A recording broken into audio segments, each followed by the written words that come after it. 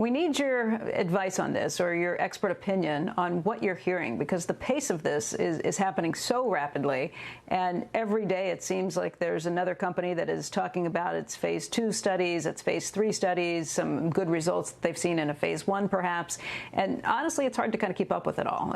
You watch this industry very closely. You've known a lot about what's happening. Where do you think we stand? Yeah, look, I think it's very impressive that the biopharmaceutical industry has responded to the call for a vaccine in the way that they have. We have over 100 vaccines in development.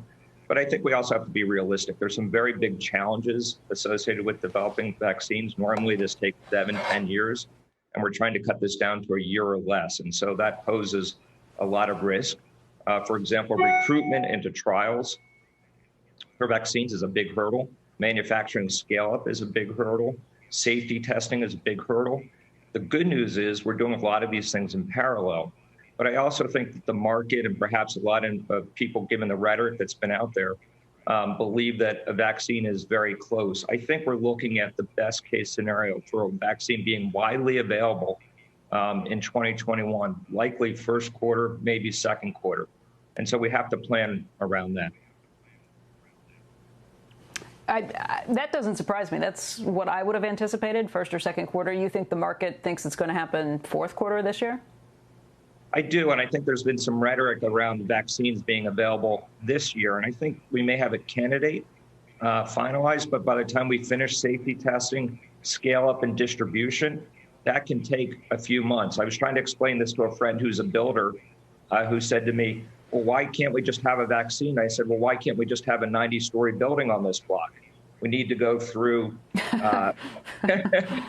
You have to build a foundation. You have to put steel. You have to build a building. You have to get permits. You have to do all sorts of surveys. Same thing with scaling up a vaccine. It requires a lot of work, and it takes a lot of time.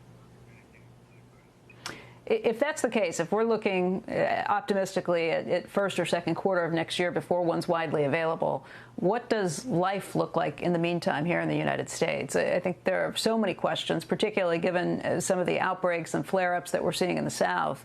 We had Dr. Scott Gottlieb with us earlier this morning, and he said you have to realize that this is now actively the second wave.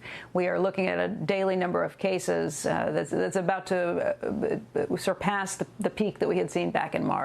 And he's pretty actively concerned about that. How would you suggest we handle things from here? Yeah, look, I think we have to have a real open discussion around the trade-offs of a lockdown society versus an open society and something in between.